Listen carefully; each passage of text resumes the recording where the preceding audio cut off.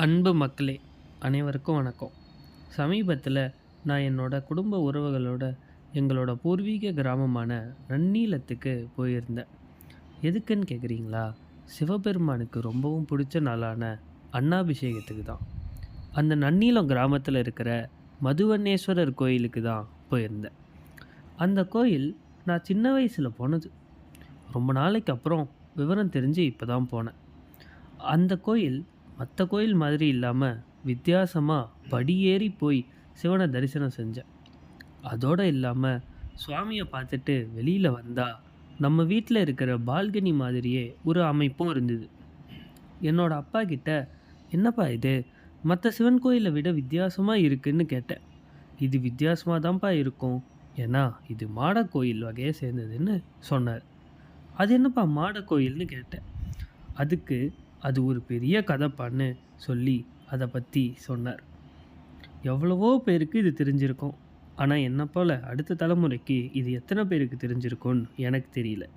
இருந்தாலும் எனக்கு தெரிஞ்ச இந்த கதையை தெரிஞ்சிக்காமல் இருக்கிற என்ன மாதிரி இருக்கிற அடுத்த தலைமுறைக்காக இந்த கதை. திருச்சிக்கு பக்கத்தில் ஒரு நாவற்பழ மரங்கள் அதிகமாக இருக்கிற ஒரு இடத்துக்கு மேலே கூரை எதுவும் இல்லாமல் ஒரு சிவன் சிலை இருந்தது.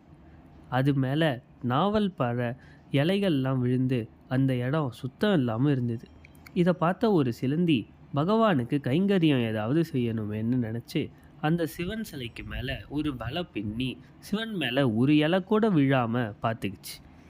இதே போல் அந்த ஊரில் இருக்கிற ஒரு யானையும் சிவனுக்காக தினமும் அருகில் இருக்கிற காவேரியில் குளிச்சுட்டு தன்னோட தும்பிக்கையில் காவேரி தண்ணியை எடுத்துக்கிட்டு வந்து சிவனுக்கு அபிஷேகம் பண்ணும். அப்போ ஒரு நாள் சிவனுக்கு மேலே இது என்ன, இந்த சிலந்தி இப்படி வலை பின்னி அசிங்கப்படுத்திருச்சுன்னு நினச்சி அந்த வலையை தன்னோட தும்பிக்கையால் பிச்சு போட்டுடுச்சு. இதே போல் தினமும் சிலந்தியும் வலை கட்ட, யானையும் அந்த வலையை பிச்சு போட, கோபம் வந்த சிலந்தி ஒரு நாளைக்கு யானை தன்னோட தும்பிக்கையை தூக்கி வலையை பிக்கும்போது தும்பிக்கை வழியாக அதோட தலைப்பகுதியில், அதாவது மஸ்தகத்தில் போய் கடிச்சு கடிச்சு வலி தாங்க முடியாத யானை தன்னோட தும்பிக்கையை பக்கத்தில் இருக்கிற தூணில் அடித்து கடைசியில் யானையும் சிலந்தியும் ரெண்டுமே செத்து போச்சு. இதை பார்த்த சிவன் நமக்கு நல்லது நினச்ச அந்த சிலந்திக்கு ஏதாவது பண்ணணும்னு நினச்சி அடுத்த ஜென்மத்தில் சுபதேவன் கமலவதி அப்படிங்கிற ராஜா குடும்பத்தில் மகனாக பிறக்க வச்சு அந்த ராணி கமலவதியோட வயிற்றில் கருவாக உருவாக்க அருள் புரிஞ்சார்.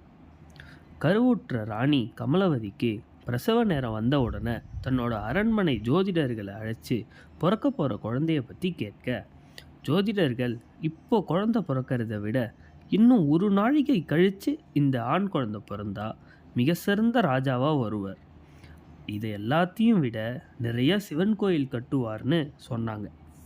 உடனே ராணி கமலாவதிக்கு ரொம்ப ஆசை வந்து நம்ம குழந்தை நல்ல ராஜாவாக இருப்பாங்கிறத விட நிறைய சிவன் கோயில் கட்டுவான்னு சொன்னதை கேட்டு ஒரு ஐடியா பண்ணாங்க. ராஜா உட்பட அனைவரையும் அந்த அரண்மனையை விட்டு வெளியே போக சொல்லிட்டு ஒரே ஒரு தோழியை மட்டும் கூப்பிட்டு என்னை தலைகீழாக கட்டி மேலே இருக்கிற உத்தரத்தில் தலைகீழாக தொங்க விட சொன்னாங்க. அதன்படியே ஒரு நாழிகை, அதாவது 2.5 மணி நேரம் வர தலைகீழாக தொங்கி அந்த குழந்தை பிறக்காம பார்த்துக்கிட்டாங்க ராணி. மணியான பிறகு ராணியை கீழே இறக்குன உடனே ஒரு அழகான ஆண் குழந்தை பிறந்தது. அந்த தோழி குழந்தைய ராணி கிட்ட காட்ட தலைகீழாக தொங்குனதுனால குழந்தை கண்ணு சிகப்பாக இருந்தது. குழந்தைய பார்த்துக்கிட்டே என்னோட செங்கண்ணன் பிறந்துட்டானான்னு கேட்டுக்கிட்டு தன்னோட உயிரை விட்டுட்டாங்க. அன்னியிலேருந்து அந்த குழந்தையோட அம்மா வச்ச பேரே வச்சு கோச்செங்க சோழன்னு எல்லாரும் கூப்பிட்டாங்க. அந்த ராஜாவும் சிறப்பான முறையில் ஆட்சி அமைச்சார். அரண்மனை ஜோதிடர்கள் சொன்னது போலவே 70 சிவன் கோயில் கட்டினார்.